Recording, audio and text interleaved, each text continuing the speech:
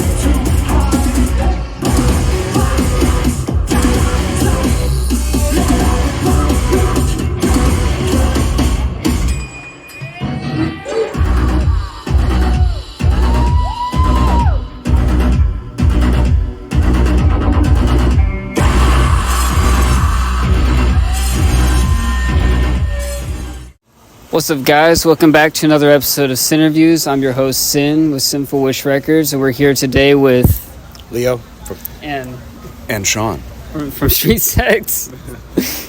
Yeah. So how are y'all doing today? We're doing pretty good, pretty tired. It's the last day of the tour, so we're definitely beat, but excited, happy to be here. Are you guys doing another leg of the tour, or is it like just done? This is it. Done. This is it, yeah. last show. Oh yeah. It's awesome being back in the A for the last show. That's always fun. The what? Yeah, Atlanta. Oh. Yeah, the A. The A out here. Yeah. My first question was how you guys met. Like, how'd you guys meet and all the way back. just create the project? How did it all come together? Well, we met way before the project. We met in Fort Myers, Florida, in like 2000, 2001, at a Barnes & Noble. We both worked in the coffee shop, and we didn't play music immediately. It was within a year or so. We started a band, but we didn't start Street Sects until 2013. We moved to Austin in 2011 to do music, and took a couple years, formulated some ideas, and then Street Sects started in 2013. Got our first 7-inch out in 2014, first tour that year too, and kept going from there. Nice. Yeah. But yeah, we met at a Starbucks cafe and a Barnes & Noble bookstore in Fort Myers, Florida, around the year 2000. So how You that really wrapped it up, everything I just said. how'd that come together in the music though? Like, did y'all just have like a shared interest in music, or was it just did it just come together like that? Definitely had a shared interest. It evolved over time. I mean, when we first started playing music, it was very guitar driven.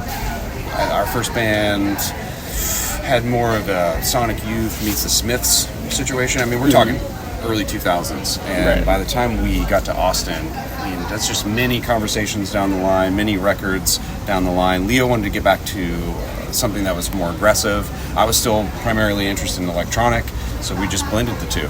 It wasn't easy. There was some trial and error. It didn't come about right away, and plus I had never really used software, so it took a long time to learn different things. I started with Logic, played around with Reason, and Ableton broke open a lot of ideas. Have you recorded with any hardware at all? Like, done any dabbling with other hardware to record on, like 4 tracks and stuff like that, or any Like back in the day, like we recorded on some Boss 8 tracks, and then I had a Korg D1600. Actually went through 2 of those. So we were recording on multi-track stuff before we ever had a laptop. So I mean, we've been playing music since, like, again, the early 2000s. So the DAW thing was, we didn't really start messing with that until I want to say 2011 or something like that. So You guys been on tour for about a couple months? For this tour, it's been about a month, but this is like our 3rd month-long tour, like in the last 7 months. So it's been kind of one tour, a little break, another tour. Yeah, so we did January, February with Youth Code, King Yosef, and then went to Roadburn in April, and now this tour. While you guys were on tour, was there any like interesting spots you like hit up? It's been so fucking nonstop. There has only been a couple days off, so it's just been, if we have extra time, we'll go to the gym, get some exercise, shower, see a movie if we're lucky, and that's about it. What movies have y'all seen recently? In this tour, we saw Obsession, Hokum, and then what did we see last night? What was that movie called? Whatever that Paul Rudd movie is. Power Ballad. Power Ballad. What a sweet little movie it was. Yeah. So I got a friend in New York. His name's Peach, and he's a huge fan of you guys. I asked him like what question he had for you, and the only question that he had was if waffles or pancakes are superior. Why? I don't know. I don't know. Us? I don't understand. He needed to know. He said that it's going to fix the lore, whatever that means. Fix the lore. Yeah, I don't know. Was there a crack in the lore that was dependent? I guess so. We like pancakes or waffles better? I guess so. It's got something to do with. Did you write some pancake lyrics? I'm confused. There's a B-side I've never heard. Have y'all been to like a lot of breakfast places? What do you primarily get? On this tour actually we have been chasing the pancakes a little bit. Yeah, we've been hitting some IHOPs and some Denny's and hitting the griddles. And then we ate at a place called like Eddie and Bertha's. What the hell was the name of that place? Edith and Bob's Diner. I think it was called. Actually, it was the name. Shout out. And we're like, this is going to be the real deal. Edie and Bob's. And the pancakes weren't that good. Oh. You know who's got the best pancakes? 1-star review. Who's got the best pancakes? You heard it here first. Cracker Barrel? Cracker Barrel has Really? excellent pancakes. I haven't heard that one. Not out here. Not out here, at least. You guys probably have like some local spots that has better pancakes. Yeah. We're a big Waffle House town. Huge Waffle House town, absolutely. I don't think anybody has seen a fucking Denny's in like 7 years or some shit. It's been a while. You're not missing much. They're built for highways, much like Cracker Barrels. Yeah, built for highways and low days, right? Yeah, highways and low days. We stopped at one Denny's because on a previous tour, every time we stopped at Denny's, we both had stomach issues. Mm-hmm. And this one we stopped at a Denny's. Leo was quite certain that the server was smoking meth in the bathroom while, between asking us questions. The old familiar smell was leaking out, yeah. The old familiar smell. He was friendly. He could have been. I don't know. He had pepper and stuff. There you go. Presumably, since you're on the road for so long, you probably listen to a lot of music. Is there anything that you've been listening to recently that's been like on your rotation this tour? He's the guy to ask. I fucking hate music. I listen to podcasts mostly, but he can tell you all about all the new records he's been listening to. For me, returning to a lot of the 1-0 Tricks, Point Never albums that I love, Age of, again, and also today I was listening to Kim Petras. Mm-hmm. That's how that's pronounced. Her newest record kind of rips, though. I'm hearing so much Charlie that it's probably the Charlie that everybody wants. Whatever those new tracks are, don't seem to be hitting. And then that new Fire Tools is excellent. Word. We had actually done shows with them, like I think with Betrayal maybe 5 years back or so. There was like a run. No, that was the East Coast leg of the tour that we did. Betrayal wasn't on that. We ended up playing with Betrayal on the West Coast following that tour. Really? Yeah. Okay. So we did a tour with Fire Tools, Elizabeth Color Wheel, and Meth. Oh, was the East Coast great tour. Elizabeth Color Wheel. Yeah, it's awesome. a great band. Oh. Fucking, I wish they would drop another album. Like, I don't know where they can't replace Lane's energy. It's just so. It's just so like powerful. pure. Saw her actually at Roadburn with her newest band, and it was just magnificent. Complete art piece. And at one point, they suspended her above the crowd, and this was like in a venue with a ton of people, and just letting out ribbons and I think I don't know various things attached to her. It was fantastic. Wow. What was y'all's craziest moment recording, like in the studio at all? Is there any like specifically crazy story? We don't really record in studios. He'll work on the music in his house and send me demos, and we'll go back and forth on that, and then I record vocals. So it's usually a long distance thing? Technically, I mean, we live in the same city, but we're not recording together. He does his parts, I do my parts, and we just keep going back and forth until the song is finished. I email in the studio. That's great. No, I mean, I do a similar thing with my project. I have this other project called Velvet Leather Vamp Toys. Okay. And we kind of try to mix like a sort of primitive energy with like some early industrial and like noise elements. Yeah. And we just try to kind of bring all that together. But usually I'll work on some stuff on the side. He'll work on some stuff on the side. We'll find like a time to meet and clash it together, What is the primitive energy? Is that... you ever heard of like primal scream therapy? Oh, yeah. I've had sort of an interest in that. So I was wanting to see how I could maybe incorporate that into a musical project. We put out 2 like hour and a half, 2 hour long videos on YouTube that are just us like ripping improv for a while. But like basically we'll write like a sheet of music and then we'll just like bring out some Casios, some Korgs, some Rolands, and just fucking rip it, you know? Okay. Will you send me a link? Of course, absolutely, okay. yeah. Thank I'd you. love to. I do this thing on this little series, this interview series. I don't have to do a dance, do I? No. No. I try to go through like a fan favorite song, basically. And for you guys, I would say it's probably And I Grew Into Ribbons.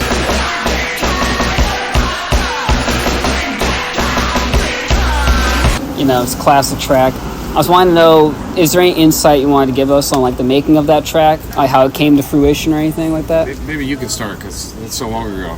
Yeah, I'm having trouble on the instrumentation. Actually, we're coming up in 2 months on the 10th anniversary of that album. Yeah, congrats. So it would Really be great over album. 10 years ago that we wrote the song. I do recall that the original title of that song was Corruptor. Oh yeah. And then that was reworked to be something a little less stupid sounding. I always made but, fun of that one because it reminded me of like a Megadeth title. Yeah. And then I would just sort of make fun of it a little bit with the Megadeth voice. I do remember when I was working on the lyrics for that one, because I thought it was the only thing that was kind of like even remotely resembling a single on that album. Not that there's really any singles on the album, but like it felt like the song that kind of encapsulated everything we wanted to do or say musically on the record in one song. And so I kind of wanted to do that with the lyrics as well. And so I think you know, you've probably read the lyrics, you know the song. Oh, yeah, so of it kind of hits all those buttons that are, you know, those topics that are on the record, but kind of like in a quick bulletin points, you know, in that short little space of the song, and then they're expanded on later in other songs. So I feel like that was kind of like the, you know, almost like the trailer in a sense for the movie that was the album, you know? Yeah, absolutely. And I'm sorry to disappoint, and maybe because it has all of the formula in it, that's the one I remember the least writing. Maybe because I have less difficulty with it. I can't remember like, putting that one together, even though we played it probably every tour we've done. So you think it would stay fresh, but I can't remember. I can relate to that. I can definitely relate to that. Having like one of the better songs on your record and just not remembering how the fuck it came to happen. Yeah, I don't remember struggling with that one. Almost every other track I can kind of remember working through something in an afternoon or whatever it was, but that one it's not there. That's probably why I'm it's so sorry. one of the best songs of the record, because the ones that are the best are the ones that usually just kind of come in like a fever, you know? It's like almost a blackout kind of feeling, you know? I wish I could say something like, I was in a dream and I had a handheld recorder when I woke up and I mumbled it, you know, Keith Richards style, and there it was. Yeah. Yeah. You guys got a series of EPs called Gentrification, but it's been a while since you guys put one out. Are we ever going to get a Gentrification 6 by chance? No, that's 5 was it. I mean, it was a 10-song record serial album, and we might do another serial album in the future. I have some ideas for that, but who knows? I mean, it's such a cost, you know, intensive thing doing 5-7 inches, and 7 inches just don't sell as well as full lengths. And then I think if we did it, we would record the whole album at once, like we would in any full length, and then chop it up into 5-7 inches, rather than do what we did with Gentrification, which was kind of record them and write them and record them as we put them out, because you've listened to Gentrification, so you know that there's a big difference in production quality from the first couple 7 inches to the later ones.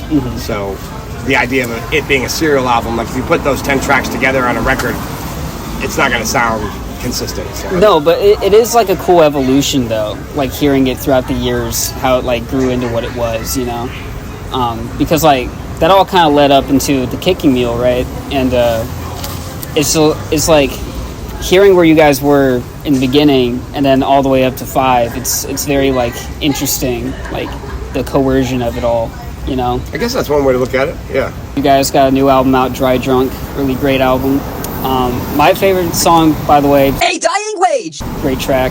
Thank you. It's just intriguing that like this is the first time I've talked to an industrial act where like there's not really much of an overlap, you know? And like I think that's a really positive thing. I find it to be incredibly unique because I already like the sound is so much different than all this other shit out right now, you know? You ever heard the band Lightning Bolt?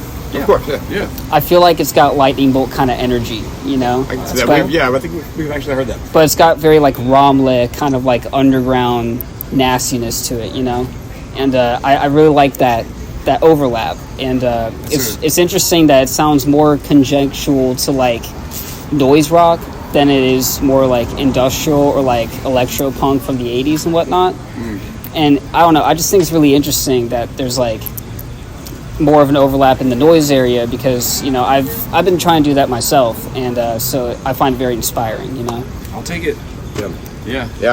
So lastly, did you have any advice for like aspiring artists who are like trying to get on the road, trying to do some touring, like where to start, or like if there's any good advice you have from like doing it for so long? Do it obviously because you love it, and you know when you first start off, like don't just kind of go in with the assumption that nobody's going to help you, and figure out what your plan is to do it all yourself, and start doing it all yourself.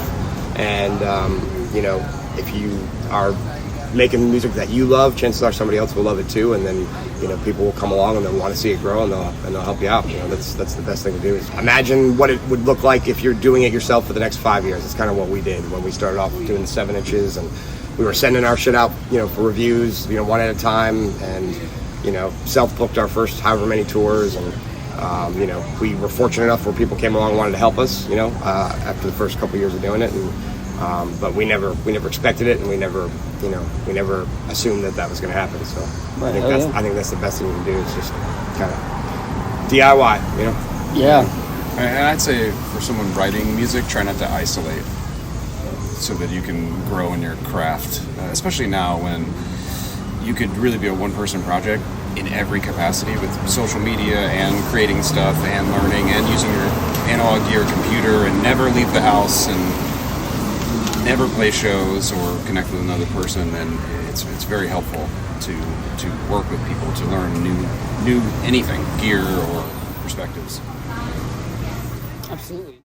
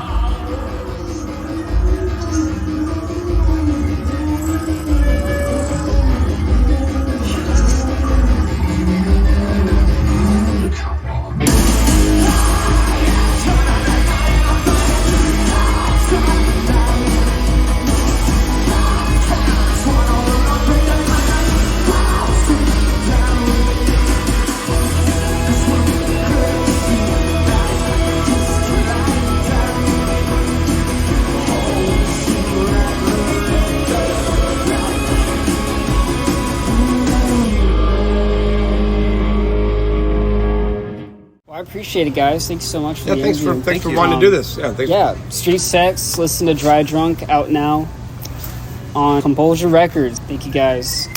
Thank you. Thank you, Again, Sin. Thank you. Appreciate you. All right, appreciate it.